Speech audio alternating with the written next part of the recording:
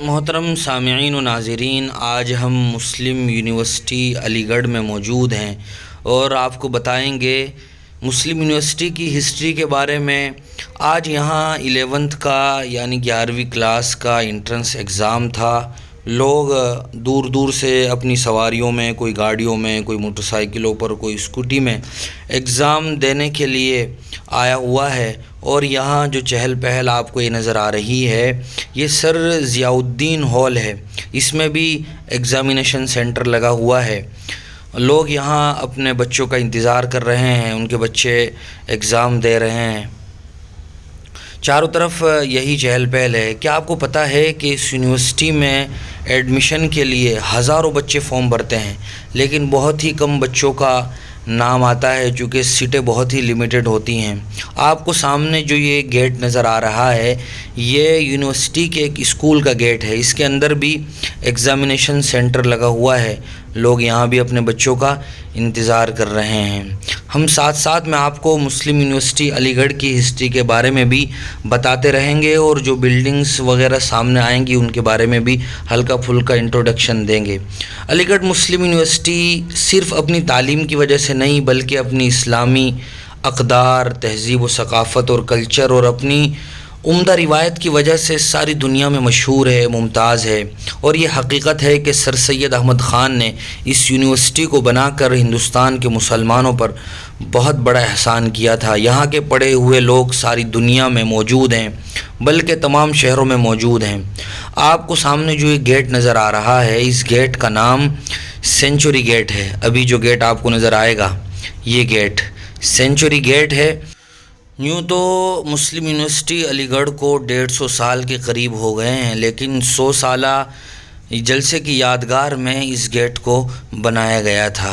اب ہم آگے چلتے ہیں۔ اگر سر سید احمد خان نے مسلم یونیورسٹی علی گڑھ قائم نہ کیا ہوتا تو ہندوستان میں مسلمانوں کی ایجوکیشنلی، اکنومیکلی اور پولیٹیکلی حالت وہ ناپید ہوتی۔ آج ہندوستان میں جہاں بھی مسلمان مختلف شعبوں میں نظر آتے ہیں تو ان میں زیادہ تر کا تعلق اسی ادارے سے ہوتا ہے، چاہے وہ ریسرچ کا اور سائنس کا ڈپارٹمنٹ ہو، یا ادب کا اور جرنلزم کا ہو، کھیل کا میدان ہو۔ غرض ملک کی ترقی میں جن جن میدانوں میں مسلمان نمائندگی کر رہے ہیں اور کامیابی کے بلند آسمانوں پر جو بوندیں پڑ رہی ہیں، بلا شبہ وہ ابر اسی ادارے سے اٹھا ہے۔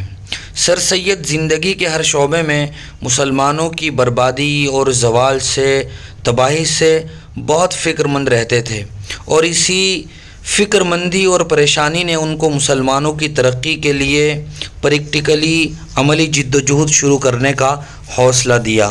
انہوں نے سنجیدگی کے ساتھ اپنی قوم کے مسائل کا حل تلاش کیا۔ اپنی تاریخ پر صرف اترا کر یا تقریر کر کے اپنے آپ کو مطمئن نہیں کیا، بلکہ مضبوطی کے ساتھ مخالفت اور انجام کی پرواہ کیے بغیر میدان عمل میں اتر گئے۔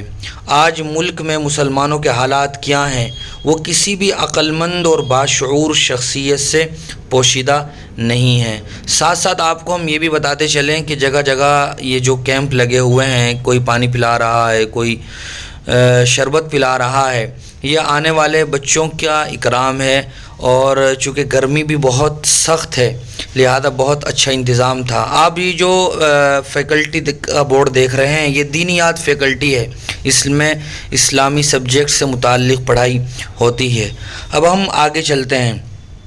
اطمینان کی بات یہ ہے کہ آج ان حالات میں بھی نیک نیتی کے ساتھ مثبت انداز میں مسلم یونیورسٹی علی گڑھ میں کوششیں ہو رہی ہیں۔ سر سید احمد خان بر صغیر میں مسلم نشأت ثانیہ کے لیے بہت بڑے علم بردار تھے۔ سر سید احمد خان نے مسلمانوں میں تعلیمی بیداری کی تحریک شروع کرنے میں اہم کردار ادا کیا تھا۔ وہ 19ویں صدی کے بہت بڑے مصلح تھے، رہبر تھے، لیڈر تھے۔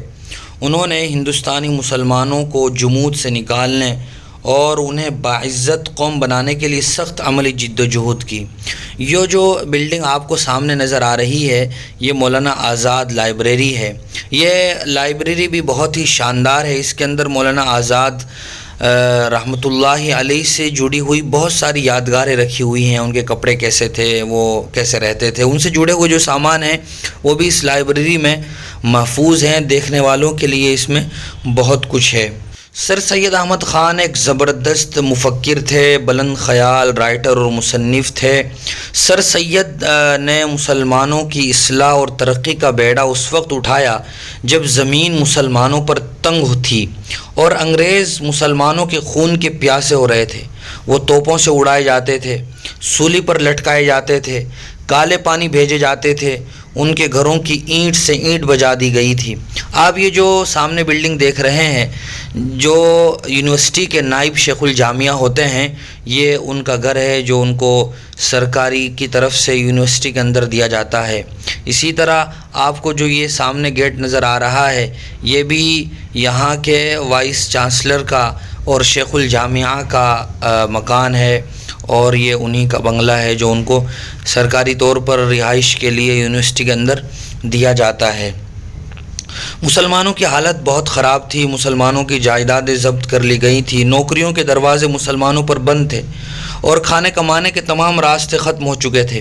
سر سید دیکھ رہے تھے کہ اصلاح احوال کی اگر جلد کوشش نہیں کی گئی تو مسلمان مزدور خانسامہ اور گھاس کھودنے والوں کے سوا کچھ اور نہ رہیں گے.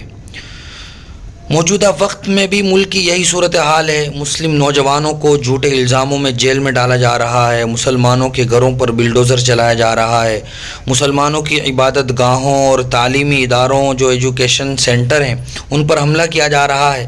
ایسے میں ملک میں مسلمانوں کے اندر خوف و ہراس کا ماحول ہے. آج بھی یہ مسلم یونیورسٹی خاص طور سے مسلم بچوں کے لیے بہت ہی اہم رول پلے کر رہی ہے. یہاں بچے ملک کے کونے کونے سے بہت سے خواب لے کر آتے ہیں اور محنت کرتے ہیں، اور ایک دن یہاں سے وہ کچھ بن کر نکلتے ہیں اور وہ پھر قوم کی، اپنی کمیونٹی کے لیے بہت ساری خدمات سر انجام دیتے ہیں.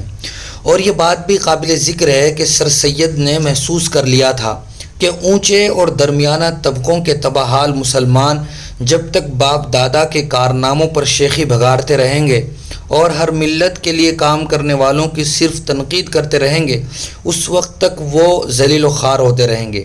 سر سید کو پورا یقین تھا کہ مسلمانوں کی ان ذہنی اور سماجی بیماریوں کا جو واحد علاج ہے وہ تعلیم ہے. اسی مقصد کو حاصل کرنے کے لیے سر سید تمام عمر جد و جہد کرتے رہے، اور اسی جد و جہد کے نتیجے کی شکل میں علی گڑھ مسلم یونیورسٹی قائم ہوئی تھی جو آپ دیکھ رہے ہیں. یہ یونیورسٹی کے الگ الگ نظارے ہیں اور الگ الگ بلڈنگیں ہیں جو آپ اپنی اسکرین پر دیکھ رہے ہیں. آگے بڑھنے سے پہلے ہمیں یہ بھی یاد رکھنا چاہیے کہ سر سید احمد خان نے 19ویں صدی میں مسلمانوں کو جس جمود سے نکالنے کے لیے اور ان کے جمود کو محسوس کرتے ہوئے مسلمانوں کی ترقی کے لیے جو عملی جد و جہد شروع کی تھی، آج ہم 21ویں صدی میں وہیں پہنچ گئے ہیں. جس مشن میں ترقی ہونی چاہیے تھی، قوم اسی جگہ تنزلی کی طرف پھر جا رہی ہے. ہمیں اس کے اسباب تلاش کرنے ہوں گے، حقیقتوں سے آنکھیں ملانی ہوں گی، اپنی کوتاہیوں کا اور کمیوں کا احساس کرنا پڑے گا اور اپنی ذمہ داریوں کو سمجھتے ہوئے عملی جد و جہد کرنی ہوگی. آج ہماری قوم کے زیادہ تر دانشوران کا مزاج صرف اور صرف منفی ہو گیا ہے. آپ سامنے جس گیٹ کو دیکھ رہے ہیں اور ہم جس طرف آگے بڑھ رہے ہیں، یہ سر سید گیٹ کہلاتا ہے، سید گیٹ کہلاتا ہے. اور سامنے دائیں طرف جو بلڈنگ آپ کو نظر آ رہی ہیں، یہ گیسٹ ہاؤس ہیں، مہمانوں کے لیے ٹھہرنے کی جگہ ہیں. یہاں جب مہمان آتے ہیں خاص طور سے یونیورسٹی کے، وہ انہی گیسٹ ہاؤس میں اسٹے کرتے ہیں اور قیام کرتے ہیں. یہ بہت ہی پرانا گیٹ ہے، سر سید گیٹ جس کو کہا جاتا ہے، اور یونیورسٹی کے جہاں بہت سارے گیٹ ہیں ان میں یہ بہت ہی مشہور گیٹ ہے. یہاں سے واپس ہم پھر یونیورسٹی کا رخ کرتے ہیں اور کچھ اور نظارے دیکھتے ہیں یونیورسٹی کے.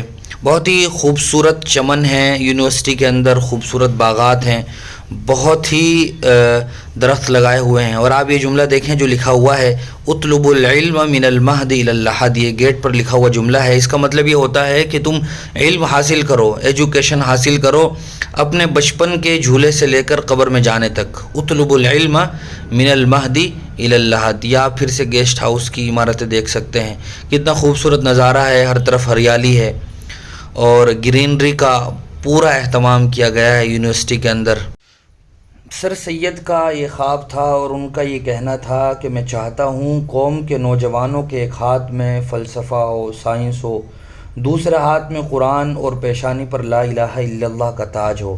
اور یہی بات ہونی بھی چاہیے کہ ایک مسلمان بحیثیت مسلمان اپنے مذہب کا پابند ہو، اللہ کے احکام پر عمل پیرا ہو، اور دوسرا دنیا کے جو عصری علوم ہیں، ماڈرن ایجوکیشن ہے، اس میں بھی وہ پیچھے نہ رہے، بلکہ وہاں بھی وہ اپنی صلاحیت کا اور اپنی قابلیت کا لوہا منوائے.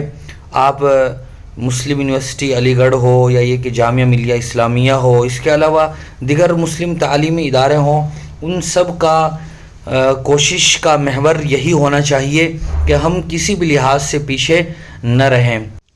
ہمارے ملک کے جو پرائم منسٹر ہیں نریندر دامودر داس مودی، انہوں نے بھی یہی بات کہی تھی اپنے ایک پروگرام میں کہ میں چاہتا ہوں کہ مسلمانوں کے ایک ہاتھ میں قرآن ہو اور دوسرے ہاتھ میں کمپیوٹر ہوں، مسلمان تعلیم میں پیچھے نہ رہیں.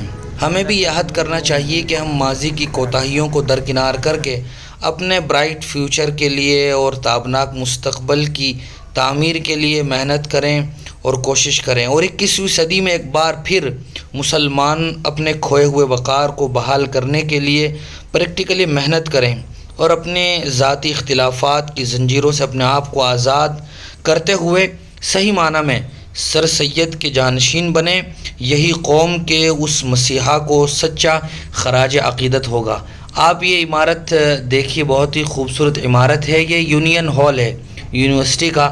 اس میں جو اسٹوڈنٹس کے درمیان جو یونین ہوتی ہے اور اس میں جو یونین کا ایک پریزیڈنٹ سلیکٹ کیا جاتا ہے، اس کی ووٹنگ بھی اسی بلڈنگ میں ہوتی ہے جو بھی آپ نے دیکھی ہے. اس کو یونین ہال کہا جاتا ہے. اور یہ جو آپ سامنے بلڈنگیں دیکھ رہے ہیں یہ بھی یونیورسٹی کی پرانی بلڈنگیں ہیں، کافی پرانی بلڈنگیں ہیں. اور اب ہم آگے چلتے ہیں اور بھی کچھ پرانی بلڈنگوں کو دیکھتے ہیں.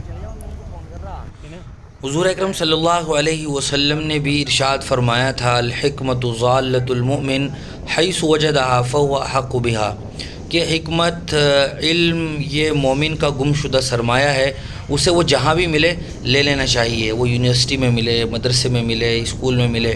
اور اکبر الہ آبادی کا یہ شعر ہمیں ضرور یاد رکھنا چاہیے. زندگی کے ہر مرحلے میں، ہر موڑ پر تم شوق سے کالج میں پڑھو، پارک میں پھولو، جائز ہے غباروں میں اڑو، چرخ پہ جھولو، مگر ایک سخن بندے عاجز کی رہے یاد، اللہ کو اور اپنی حقیقت کو نہ بھولو.